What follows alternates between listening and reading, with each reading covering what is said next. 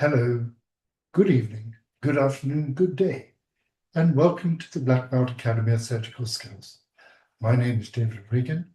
I'm a professor in the Medical Education Research and Development Unit here in the University of Malaya in Kuala Lumpur. We are coming to you live from Kuala Lumpur.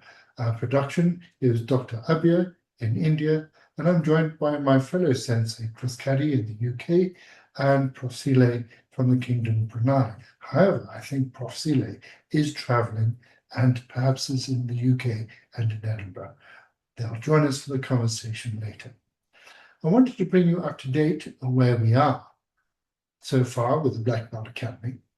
And on Friday, we reached 32 people in our face-to-face academy at the University of Malaya.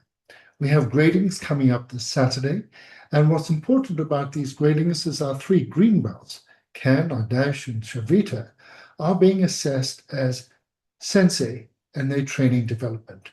Because we're built into our program, not only are they learning the skills, but I've observed the ability for them to pass on their skills to the red and yellow belts.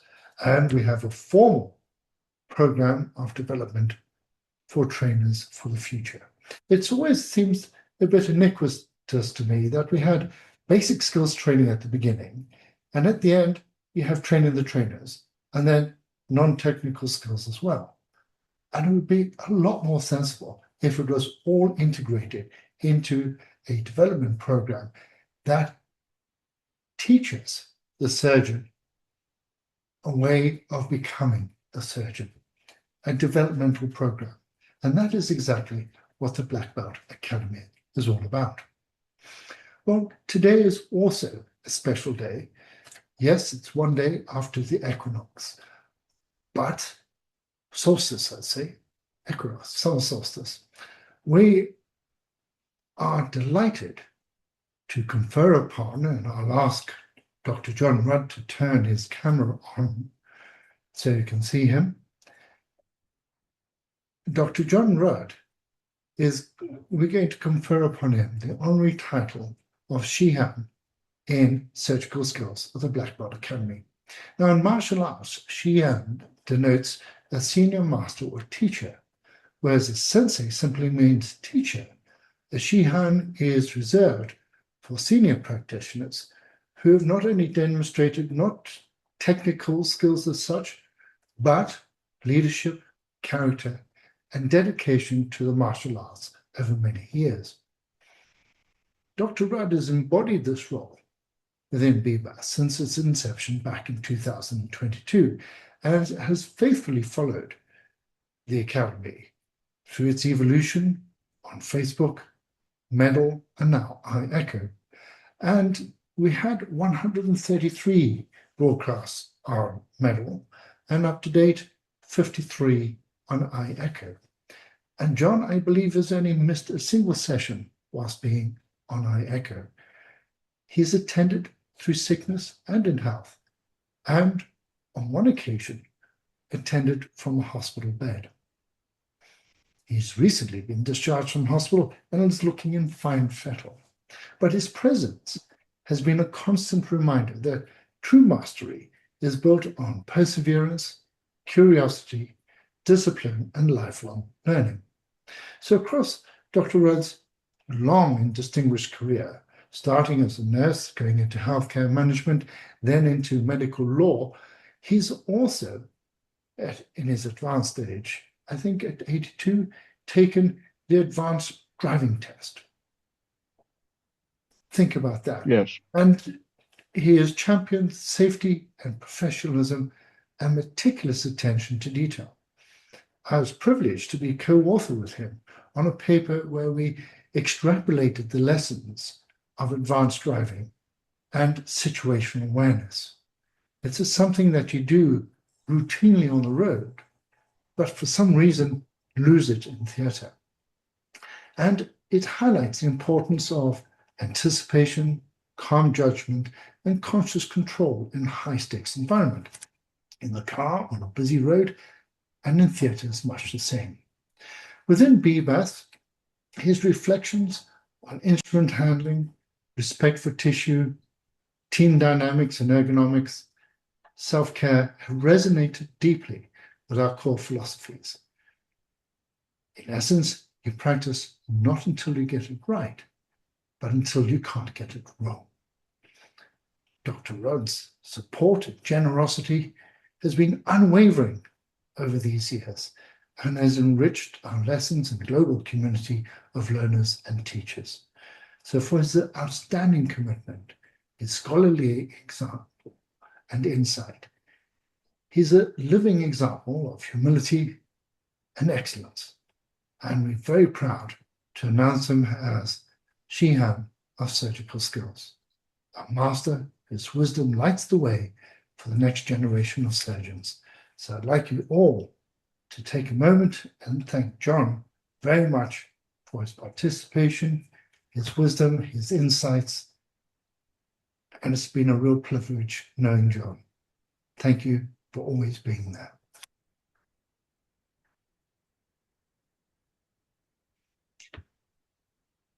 John, you're a hero. Thank you. Thank you, David. I'm overcome with happiness. Join our conversation at the end, sir. If you have any Yes, thank you. now. Thank you very much. So, ladies and gentlemen, we are going full circle. And in doing so, we're going to start off where we began. We talked about how you stand and your posture, and the fact that 92% of surgeons will have musculoskeletal degeneration during their lifetime because they don't stand properly. We recognized in the posture that if the arms leave the side, the scapula moves around the body, supported by 17 muscles each, and no wonder you get tired and fatigued at the operation.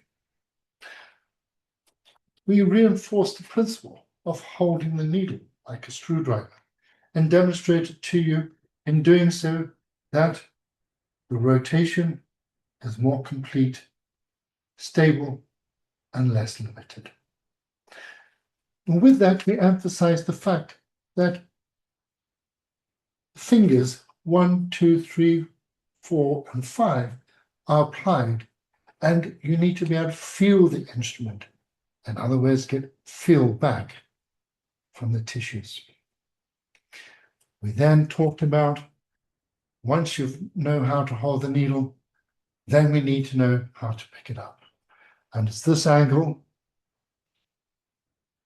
there between the needle and my nail, which represents this angle here between my forearm and a reflection of the displacement of the wrist from the elbow. We emphasize the fact that the pronation, supination of a needle is complete, and note that it's not complete because my wrist is not displaced from the elbow. So now I can get the rotation. We noted that the upper limb, shoulder girdle, and humerus enables you to place your arm in any position to effect that clean rotation. In doing this, we also described the importance of vectors. Because the rotation is the circle, we're talking about the perfect angle. And the perfect angle, as Dr. Rudd pointed out last week, he detected B, and just to reiterate, show you the pictures. That was A. Okay. And that's B. Okay. B and A. B is actually 98.5 or 98 degrees. 98.5 says 1.5 degrees less than 90 degrees.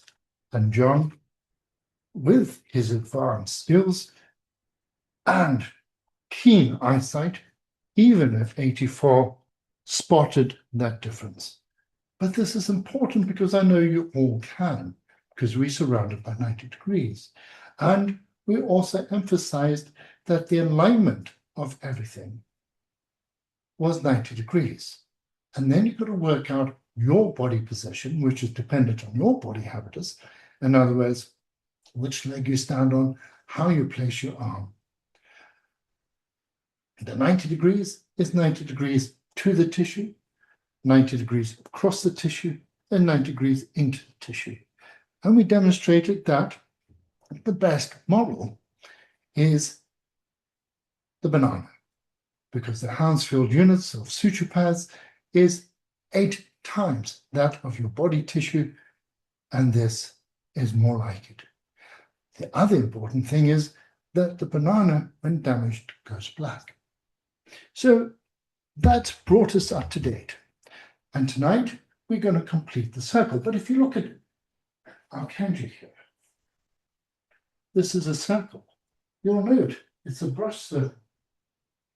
And it's not quite perfect, because to get the perfect circle really does take a lot of practice, a lot of time. And the only person I believe who did that is a story. Michelangelo was asked to produce a picture as the Pope was deciding who was to paint the Sistine Chapel. He was busy, so he just drew a circle and said, "There, take it back to the Pope." I'm not sure where I heard that story. It's a nice one. But as you'll realize this evening, thinking of a circle and why we're going to do circles is because the body is made of tubes, vessels, bowel, and we're talking circle. But before we do that, as in the Black Belt Academy, we talk about mindset as well. And think of the term circle of influence. And think of the term circle of trust. And if you throw a pebble into the pond, the ripples go out from the center in the circle. The point is that water, mindset, and calm, your own presence is sending ripples out in the circle of influence in theatre and around the team. So part of this evening was to get you to do a simple exercise. First of all, I hope you've got a pen and a blank piece of paper. And I want you to imagine a clock face. Now, this is interesting because not many people wear watches nowadays. It's rare, and most of it's digital. But think of a clock face, because as we go around a circle, in traditional terms, in surgery, we think of clock faces. So as a surgeon, I'd be standing at 6 o'clock. My assistant would be at 12 o'clock. The scrub nurse usually would be to my side, probably at 3 o'clock, or across at a diagonal towards 1 o'clock or 2 o'clock. So first of all, I want you to get a pen, blank piece of paper, no cheating, draw 12 dots in a perfect circle to mark the hours of the clock.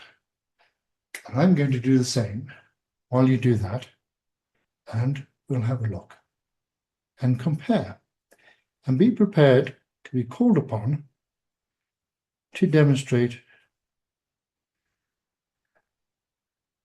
your skill. And we can talk about this as we come around and talk about how you constructed it. How are we doing?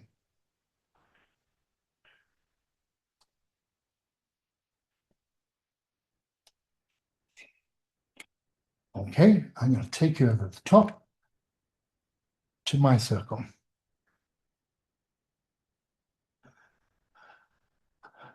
And perhaps you can have a look at it and reflect on your circle. And the way to test it is put a circle over it and give yourself a score on equidistance.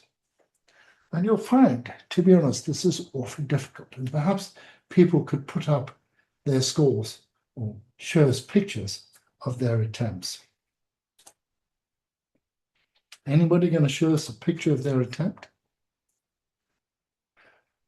So as I was doing this, and have you done one, John? Let's have a look. Oh, not bad at all, sir. Just bring it into the field. Yeah, but you've drawn a circle. Not to draw a circle, but yes. Anybody else can show me their picture? That, Marwan, that looks very good. That looks very good indeed. I like that. Well done. Anybody else? Can't see, Uma, can't see your picture. I can see a perfectly rotating fan above your head, but I can't see your picture. All right. I bring it down a bit. It's not in view. It's at the top. Can't see it. I'm only seeing half your page. I've got a feeling it's in the other half. Okay, because I can't see it. Is it in the other half? I'm only looking at half your page. Okay. It's an interesting exercise, isn't it? Prof. Sele, do you have a picture of your dots? Ooh, I think, Prof. Sele, you take the prize this evening. I like that. Anybody else? Now, what's interesting, when we are actually assessing visual spatial, so I look at this and I'd say, that side looks relatively curved, that side looks dented, that's on the curve there.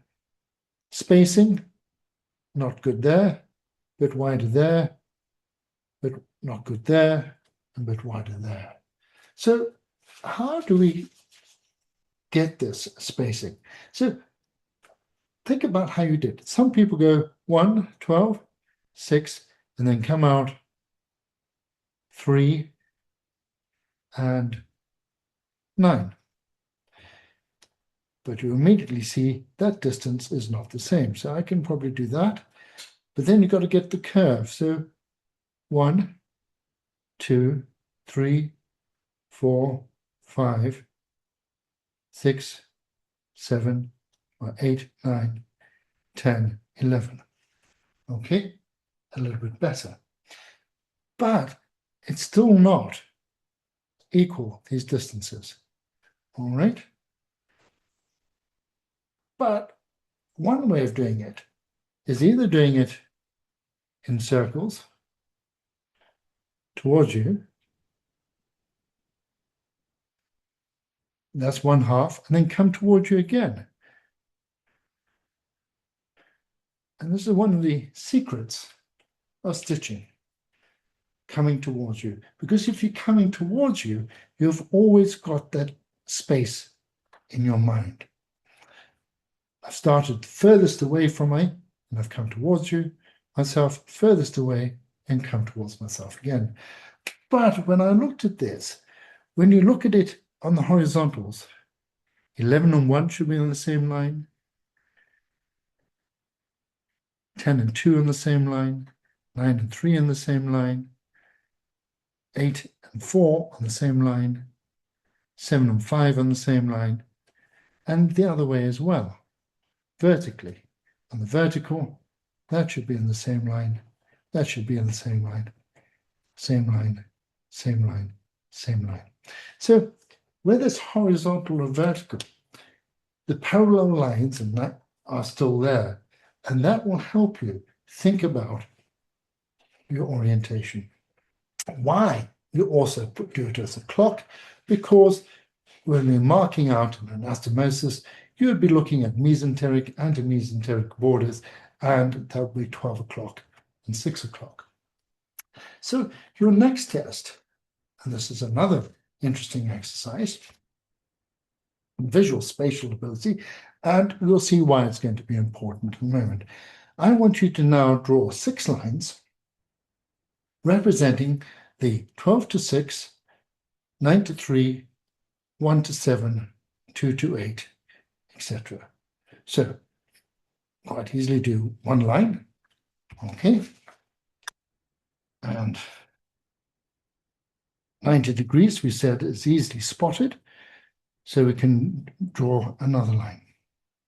Now, if you're doing 8, it'd be quite easy to just bisect that and see the 8.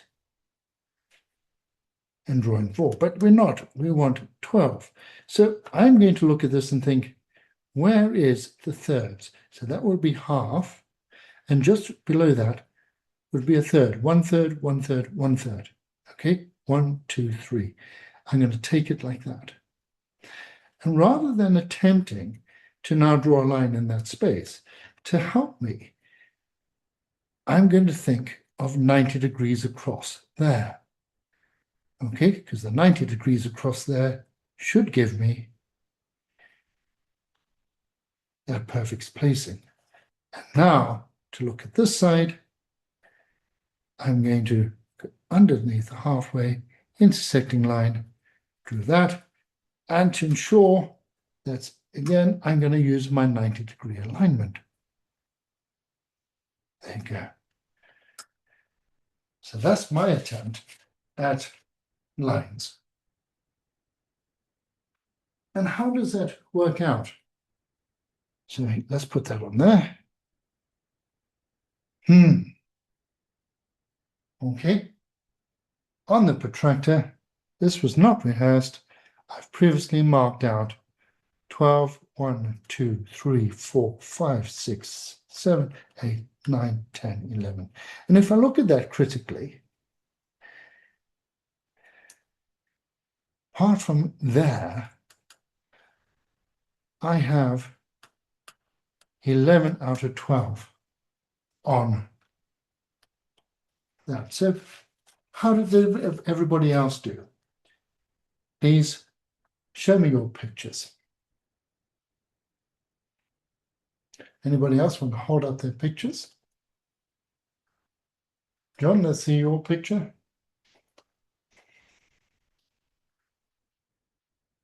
Okay, you've got 4 lines. Okay, 1, 2, 3, 4. You needed 6 lines. Yeah, 1, 2, 3, 4, 5. You need 6 lines. Profile, your picture. Because you've got the best dot so far, Profile. Oh, there you go. Master. Okay, interesting. Anybody else got a picture? Marwan, that's not bad at all. But you can immediately see that things are not quite radial, but that's pretty good. I do like your circles there. Anybody else?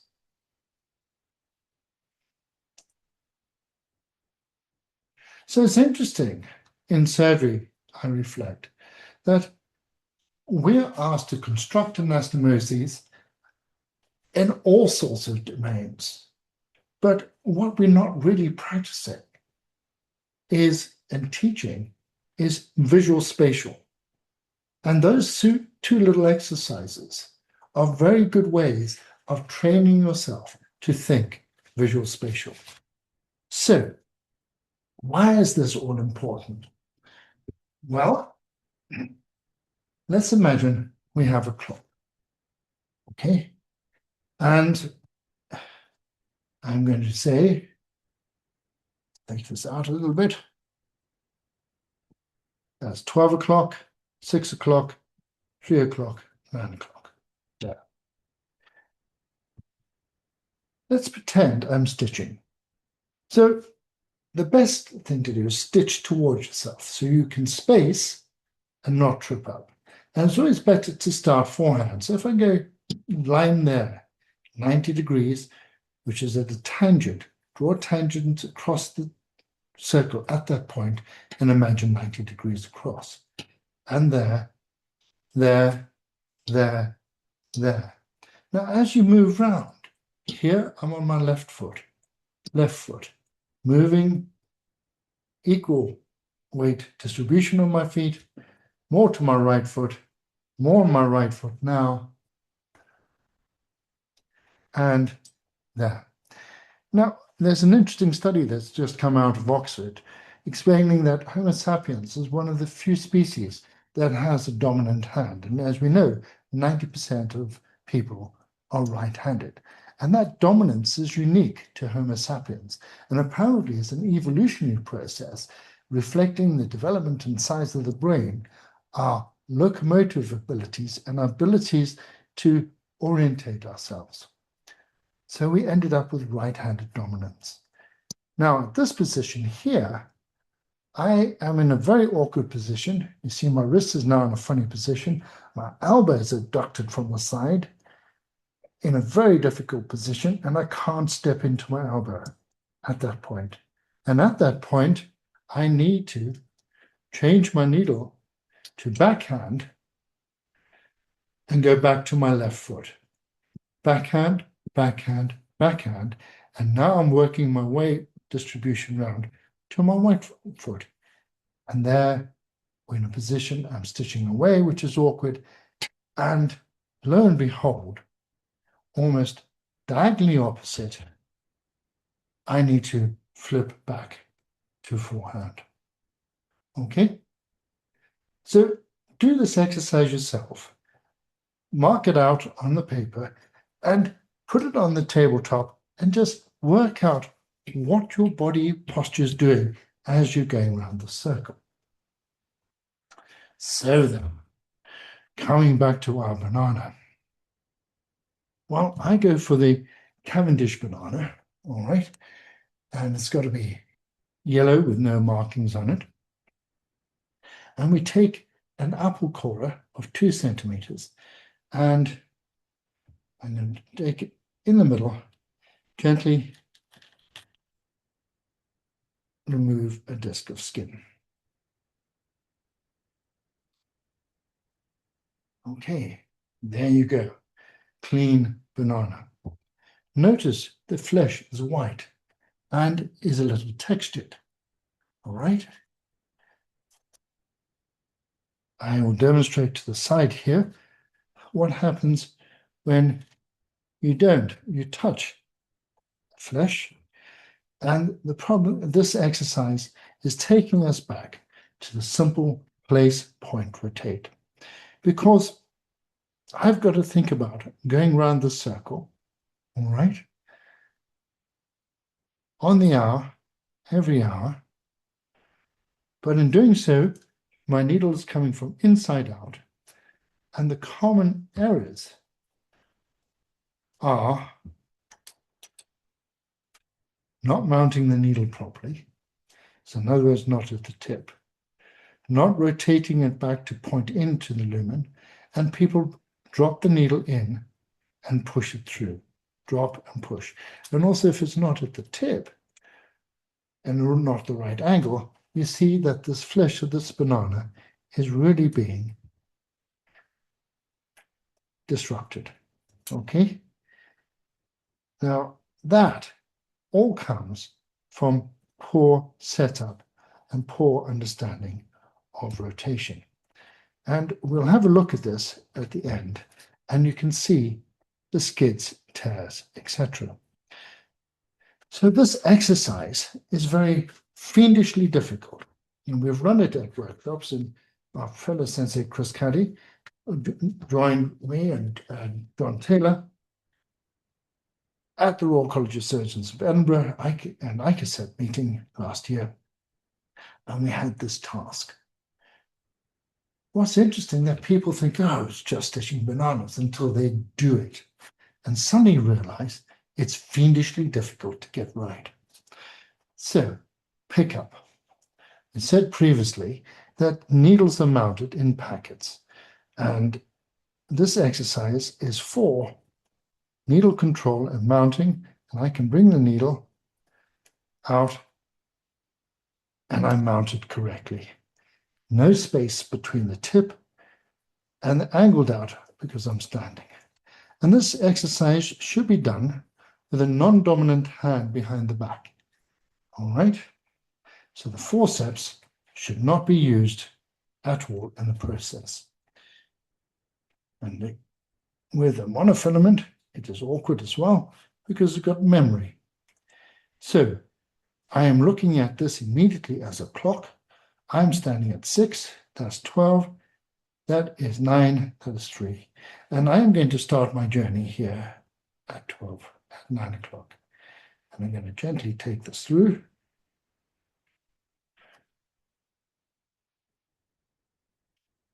And it is, to do it, and take the thread through.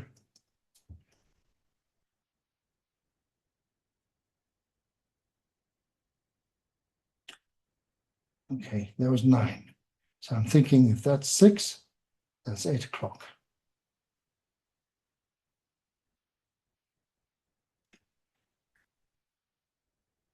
It's been a while since I've done this exercise because we've been focusing on the linear one.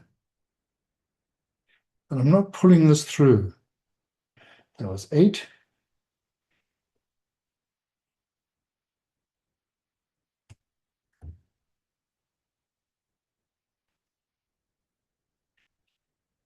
Seven, and I know my fellow sensei, Mr. Caddy, who was part of our team scoring these bananas, and we scored 98 of them, and I'll explain the scoring system. But the scoring system between 3 experts, Dr. Sujai, who's an ophthalmic surgeon, Chris Caddy, who's online, who's a plastic surgeon, myself, and 2 aspiring cardiac surgeons.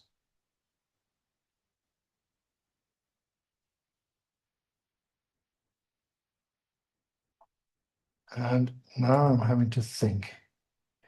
And that's why I've gone quiet.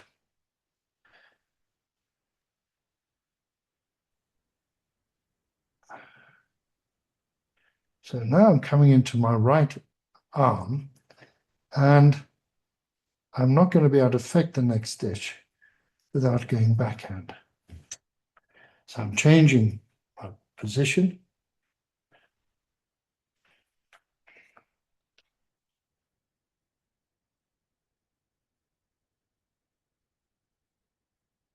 That's 6, 5, 4.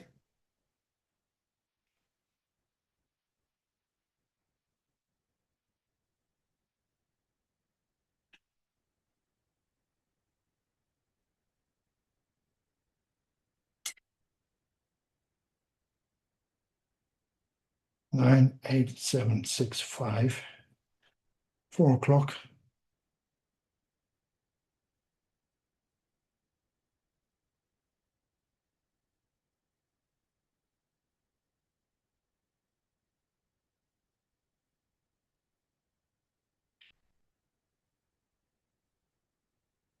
Three o'clock. It should be getting a little bit easier now because it's opposite the 9.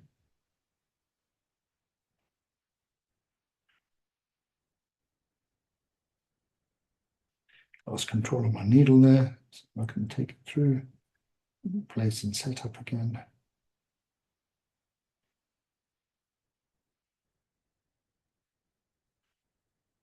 3.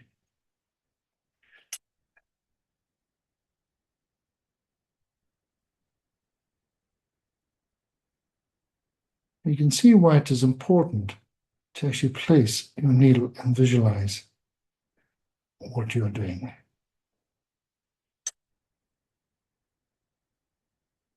6, 5, 4, 3. 6, 5, 4. 6, 5, 4, 3, 2.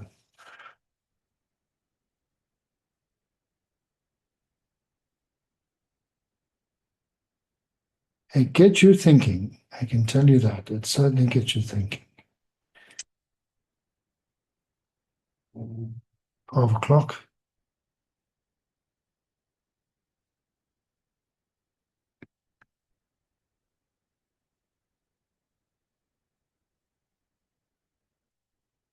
And I'm getting to this position now where I'm not going to tie that one. That's the 10 o'clock. All right.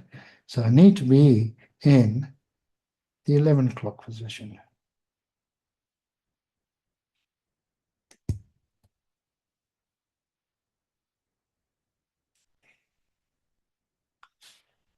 And I'm moving around.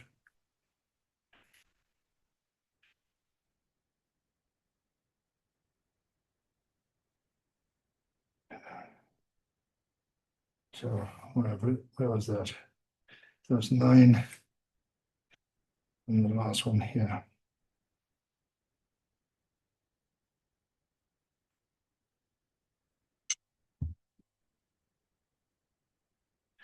Okay. So this exercise now, I can look at and think number of things to look at.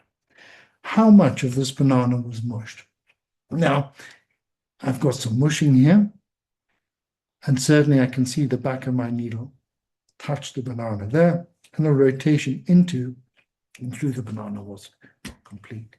But if that was 12, and that's 6, and then divided into quarters, all right, 3, 4, 5, 6, there, okay, 7, 8, 9, 10, 11, 12.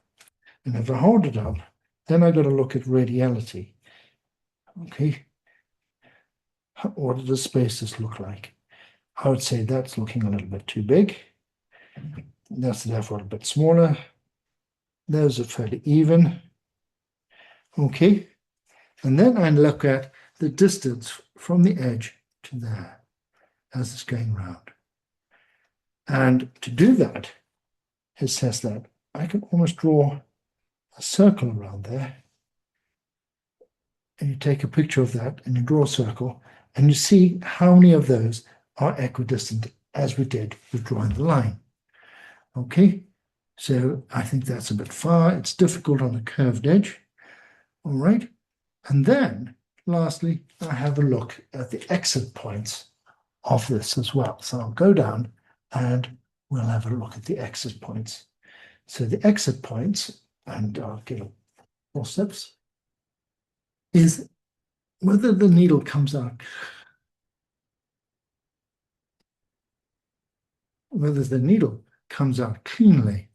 Yes, yes, yes, yes, slight skid, yes, yes. Coming around this side, yes, slight skid. I'm going to skid that, yes, clean. So I've got on that side 2 skids, 3 skids, the rest were clean. So this is another part of our scoring as well. Okay, 12 sutures. I'm not so happy that I've mushed banana there, but it's not as mushed as this one here. I think I've got 3 irregular spaces, and I have probably 1, 2, 3, 4 outside the circle. But I'd have to take a picture of that, and I probably will take a picture of that and score it myself on our scoring system with a picture. And we'll see. Now, this is fiendishly difficult. And this is the black belt skill. Let me just take a picture of it. Suffice to say that in doing this and delivering this, I have assessed all the elements of place, point, rotate, now going around the circle. On a model that effectively costs 7 ringgit, or even less, and is reproducible, and you can eat it at the end. You cannot eat a suture pad. I'm just trying to turn off my light on my phone, which is actually, come on, there you go, turned it off. So, and you can't eat a suture pad. So this is giving me a lot of good visible information. The common errors in this is going from forehand to backhand. And this is where you commonly see from forehand to backhand the biggest gaps, or from backhand to forehand. And I'm actually reasonably satisfied that going from forehand to backhand, I haven't lost my spacing there. But that's commonly what happens. As you're going round and finding you're stitching into your shoulder, you have to unwind, step onto the other foot, and come this direction. And if we look in from there to there, all right, I should be drawing lines across as we drew the lines across earlier. Okay, and it should be able to line them all up and the exit points as well. It's a little bit awkward, obviously it's on a 3D surface, but you get where we're coming. And each of these points, from the exit to the edge, I should be able to draw a tangent at the edge, and that should be at 90 degrees. And that is what our scoring system has done. So that wasn't quite 90 degrees, that there and there. And that is what our scoring system is actually capturing. And I'm also delighted to report I'm meeting up with the computer science department on Friday. We're going out to lunch to celebrate the fact that our French student, David Wen, has joined. And we've now been able to capture this to put into an app. We'll also have the online session available to enable you to score online. And there you have it, a simple, reproducible way of scoring your stitching. And I see Prof. Sile has got her hand up, and I would like her to make comment. Prof. Sile. Well done, Prof. Congratulations. This reminds me when I am doing this batholensis, marsupialization for the batholensis. Mm-hmm. Yeah, it's a similar procedures that we have done it on the Vava. You don't mind if I comment on your model? Please. Yes, Yes, please. because when I observe, there is a one extra suture stitch. Is there? Have I got Between one? 3 o'clock and 6 o'clock. I've got an extra stitch. Let me count them. Good observation. 1, 2, 3, 4, 5, 6, 7, 8, 9, 10, 11, 12. And that's the extra one. Let's do Yes, this. 1, between 2, 3 3, o'clock and 6 4, o'clock. 5, 6, 7, 8, 9, 10, 11, 12. There you go. Good observation. So I lost it there. Yes. And I've got an extra stitch there. Thank you very much. And you know what? That is a common error, and I've just done that. How funny. Yeah. I was thinking, No. that does not work. So that was 3, and I've got an extra stitch in there. Good observation. Thank you, Prof. Yeah. Thank you very much indeed.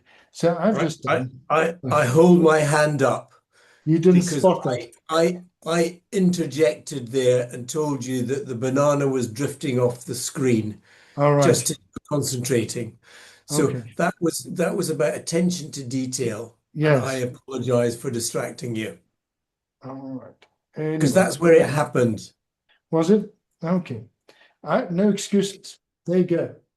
So the point being, it's totally unforgiving. Totally unforgiving. And the thing is about this is we don't practice until we get it right. We practice until we can't get it wrong. But I hope you see how difficult this procedure is. The thing is also about it is because I've got a monofilament, you've got a suture, I can just take this out of the banana altogether. I'll show you. And I can use it again. All right, I haven't tied it. So I can literally pull this out. And I've got a suture I can use again. So it's reproducible from a material point of view as well.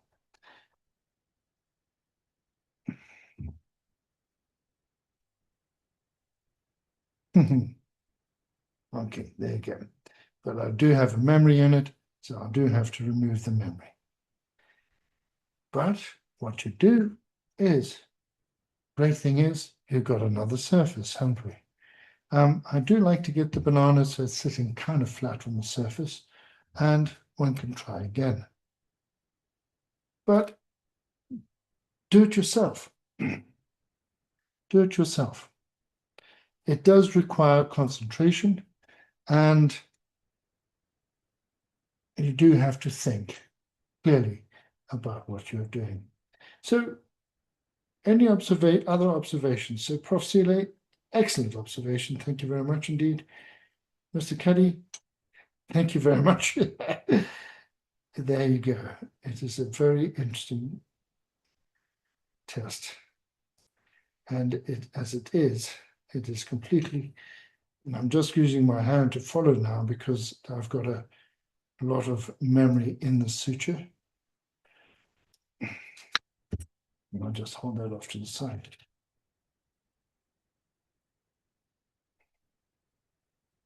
And I'll probably need a little bit more suture to carry that through.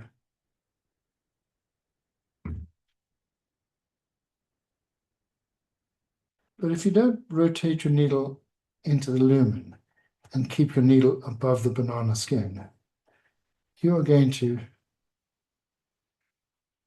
mush the banana.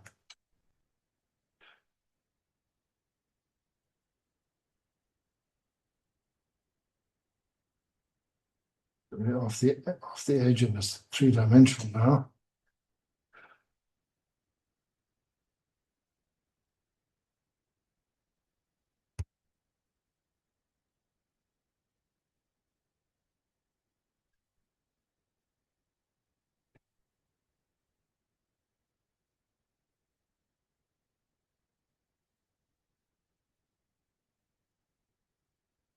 Instrument in my way, and I think I'm not rotating that cleanly, and therefore I have to go to backhand.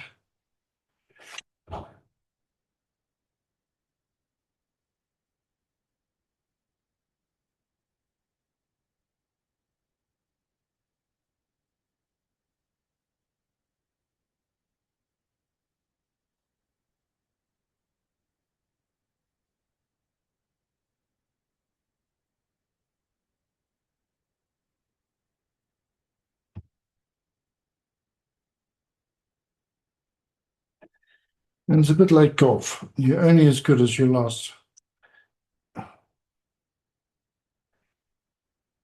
shot. Yep, completely lost it now.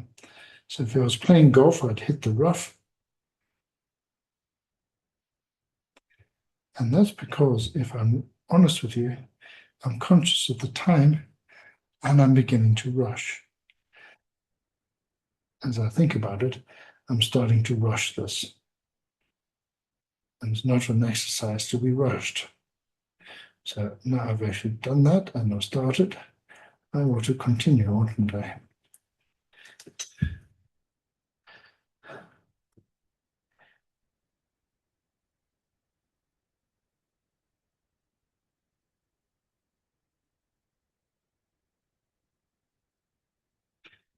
And off to the side.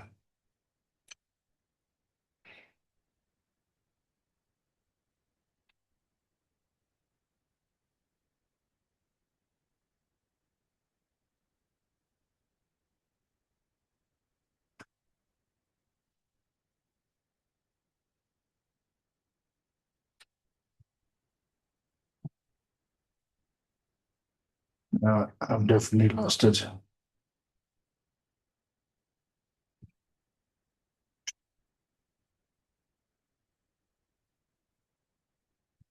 I'm trying to rush it now, and I've definitely lost it. There you go. Yeah. So you try it yourself. It is fiendishly difficult and will keep you amused as a game for a long time. So surgery is not easy. It's not always perfect, but like the circle we've got here.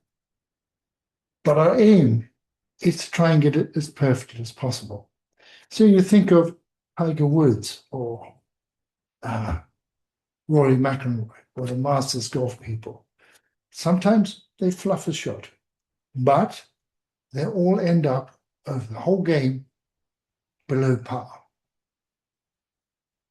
So they are able to recover, recognize, and deal with bad strokes such that the final product is competition standard. Very, very difficult to get it perfect all the time, as I've just demonstrated and has been pointed out. So, with that, I'd like to open up to your observations and comments and invite our new Shihan and Servi, John Rudd, and Chris Cuddy and Prof. Sile to join the conversation and observations.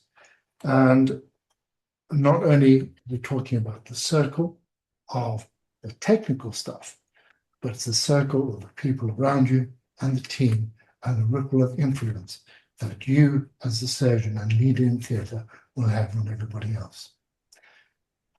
Team, comments, please. My comments is it was interesting to watch you performing under self-induced pressure. Yes. Because the fact that Sile had pointed out that you got it, inverted commas, wrong, flustered you. Correct. You then had to find out what was happening. Correct.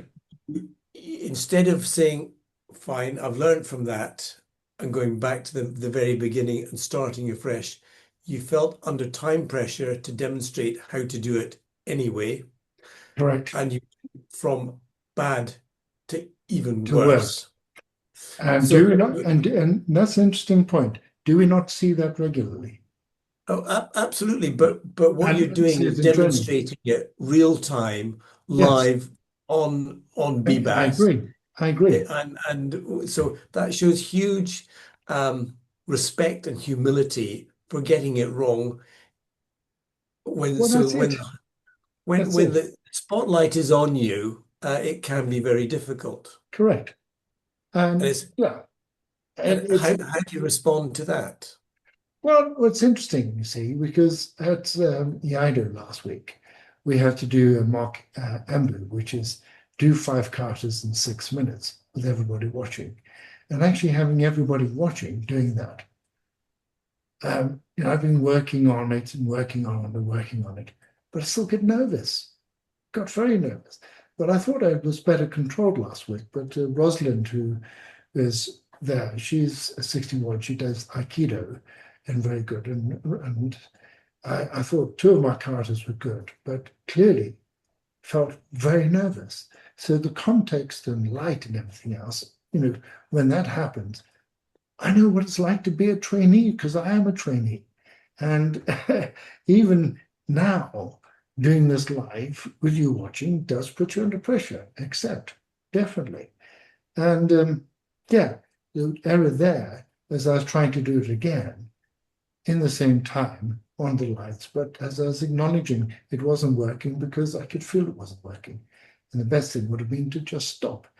But I think we've demonstrated a useful lesson, haven't we? Listen to yourself there. The best thing would have been just to stop. Correct. But instead, you pushed on to demonstrate, Correct. I'm a true cardiac surgeon. I can get this done. No.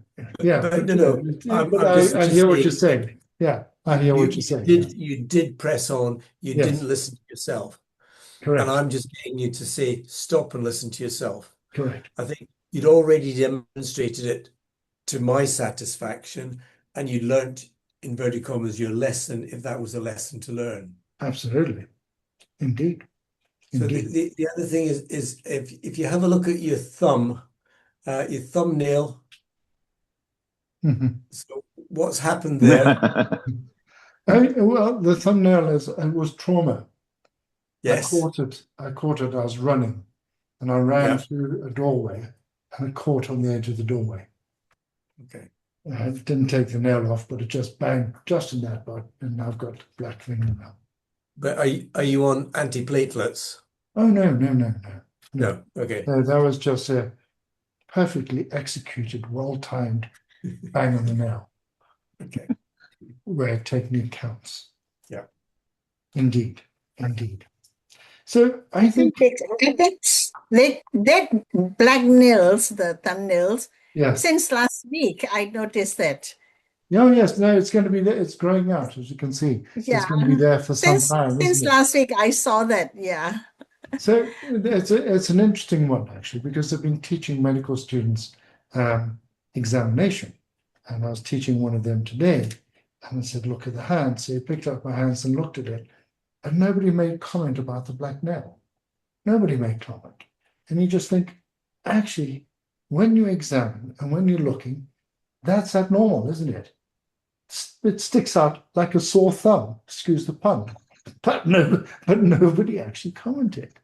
And quite often with our clinical examinations, whatever, we don't stop, we don't look, and the context and everything muddies the water, doesn't it? So interesting, very interesting exercises. But part of that is because we're being deferential to you, and we couldn't possibly say that you got something wrong and then you smashed your thumb. But it is about attention to detail, Right. and it's interesting that Sile picked it up last week, but probably didn't say anything to you. But I can be a bit more blunt with you from time to time. You certainly can. You certainly can. But you see Attended, that? I attended Possibly. sorry. I attended very valuable, I mean, priceless, these non-technical skills in for Yes. surgeon. And yes, yeah, a few days ago. That was really, really great. And thank you very much, Prof. Chris and Prof. David. You know, you inspire me to attend this. So that's very great. What I was your think takeaway lesson from that? What did you learn? yes, yeah, that's very interesting. I feel like I would like to be a team, yeah, in a team, because they have an international, you know, the subgroup. I would like to join that, yeah, so that we can bring this culture to any part of the world, you know. And this is a one point. The second point is that you know, in an operation theater, the surgeon should respect to, you know, whoever, even from the suggestions by the medical students. So just now, I feel like whether should I mention this to you or not, you know, it's like you have a one extra sutures when you are Oh, yeah, you have stitching. to. You have to. Yes. I didn't So spot it. I think what I learned from that notes as well, that, you know, the medical students, she noticed one of the video clip, you know, she noticed that it is a wrong side of the leg to, you know, to Yes. operate on that. So I think I really respect you, you know, like you actually, you accepted my observation Well, I and thank you then for it because I looked at it true. and I wondered, to be honest, I wondered why I got there. And I started to think, no, this is not quite right. As I got to the top, something's not quite right. And Yeah. and it's interesting from a cognitive point of view. When you're doing this live and people are watching, you are conscious of that and you try to talk. And you'll note that I go quiet when I start concentrating. But the other thing is also I'm glancing up, trying to keep it in the image. And it's interesting, I'm aware that sometimes there's so much going on, you're losing your focus at the time. And that's an interesting thing to be aware of. And in that situation, the best thing to do is just stop, reset. And the reset that the Navy SEALs use is breathing. 2 deep sniffs through the nose, shoulders down, step back from the table, pick up, and then reset your posture, point, place, rotate. And David, what you're describing there is what's called cognitive dissonance. correct. So you were aware of it and you knew the solution to it, which was 2 deep breaths, but you didn't do that.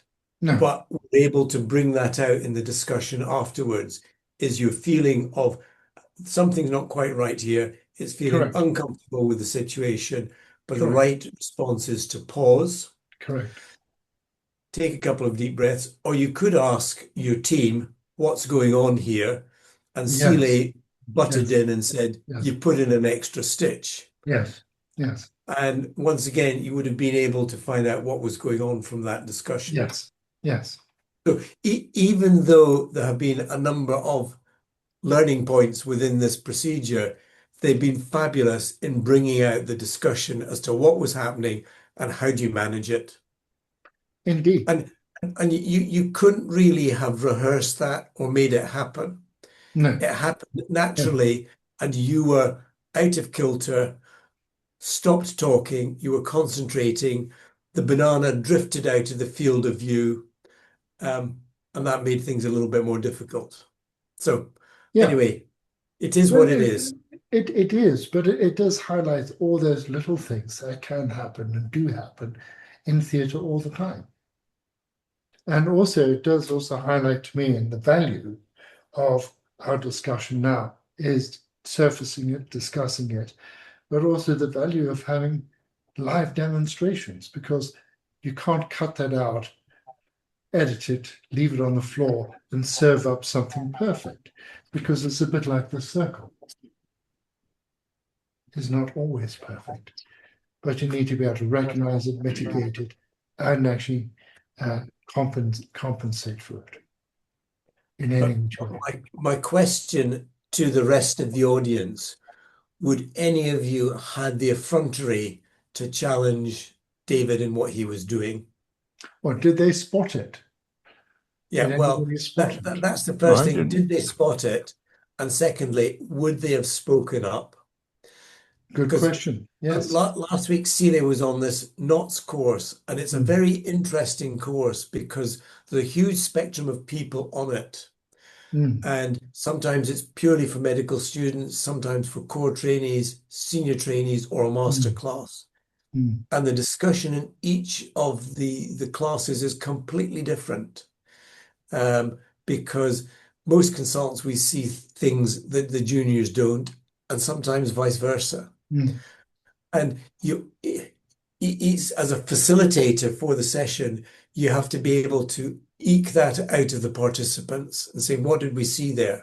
What are your thoughts? What else could have happened? So any comments from any of our audience on our discussion? Very valuable. Can I make a comment, David? Of course, John. Last week and this week, perhaps people don't realize, but you don't talk on those two occasions from a script. And it makes it so much easier to learn that way, or for the audience to learn, because they then see how easy it is to make a mistake. If I refer it back to my advanced driving, there's so many bells and whistles in cars these days. Some of them I switch them off because I think they're dangerous, to be honest with you. Particularly there's this lane, whatever it's called. The lane I remember, yeah. I remember the first time Chris Caddy and I met. We got on to talking about cars or something, and he said, "Oh, have you got cruise control on your car?" And I said, "Yes, it's in my right foot." I personally, I don't like cruise control. The only time I put cruise control on is actually to limit my speed in low speed areas, so I can't exceed it. I got my foot. Well, yeah, that's speed limiters. Yeah, speed limiters are okay. So putting in a speed limiter, but cruise control, no. Yeah. I intrinsically feel uncomfortable. No. It's interesting you feel the same. Well, you see, the problem is it's our dear American cousins and their motor vehicles. Yes. They would never be able to steal my car because it's what they call shift stick. Yeah, they wouldn't have a clue. Well, you see, that's interesting because I've been talking about teaching basic surgical skills and deconstructing skills. So coming back to the car, and it's a metaphor I use as well. From your point of view, John, what do you think is the most important thing to teach an absolute beginner? Which part? An absolute beginner. I think the first thing what part would I focus on? Is anticipation. Okay, so situational awareness, you can describe and talk Exactly. and get them to talk as Exactly. a passenger in the car. But if you put them in the Yeah. driving seat for the technical side, which element would you focus on?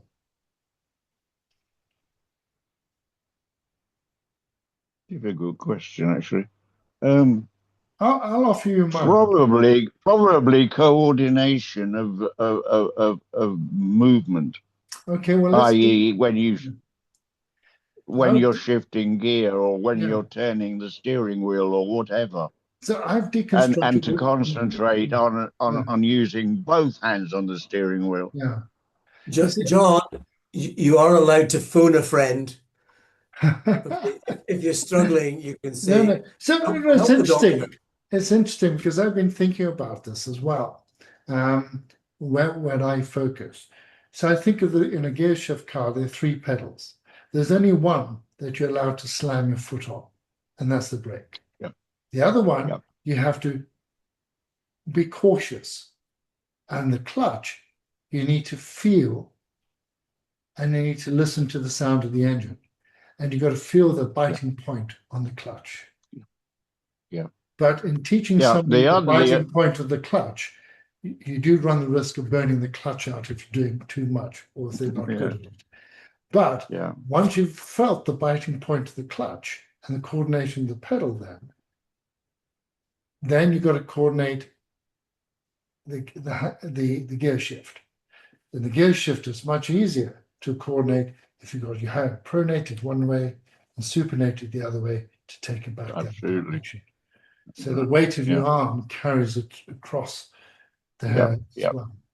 The actual steering bit and staying down the middle of the road, most people would get because they had go-karts as kids and they wouldn't be careering off the road. So the steering bit, I think, is the easier bit. The situational awareness, passenger in the car, describe what you see as you go. Yeah. The other important factor, of course, is your position. Or not your position, but the position of your vehicle. Yes. If you're going around a left-hand bend, for example, you should come out as much as you can, and possibly even if there's no traffic coming the other way, possibly even go out across, if it's a dotted line, you could go across it because you get a better view around the bend. And the other thing that people do is when they're taking a bend and they think they're going a little too fast. Well, maybe they are, but generally they're not. You should never brake when you're going around a bend. You should accelerate slightly because it gives your vehicle more stability. You see, the other thing is, and I think it applies probably to surgery. We don't teach people how to do the job. We teach them how to pass the exam. And there's a very, very big difference. Correct. So there's a very big difference there in pass the exam and competency and experience. Exactly. People say to me, "Oh, I've just qualified as a doctor." And I said, "Oh, yeah, when?" "Oh, a couple of weeks ago." I said, "Oh, really? Oh, you've got a bit of paper, have you?" Yes. Now you will start to learn. Exactly. And that is the black belt philosophy, is that Shoshin is white belt, where you're devoid of any preconceptions. And I've just written an article on Sensei black belt and mentoring. And in many respects, consultant surgeons need to go back to being white belts. White belts, in other words, don't make any assumptions. Keep an open mind and keep looking. The second part of that is Mushin. Mushin is owl eyes. You can see all the time. You're aware of what's going on. There's awareness all the time. And Zanshin is maintaining the focus.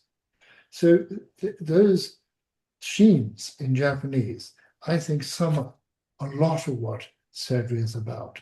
And it's those cannot be taught. they need to be developed. And those developed, I think, need to be developed as you learn.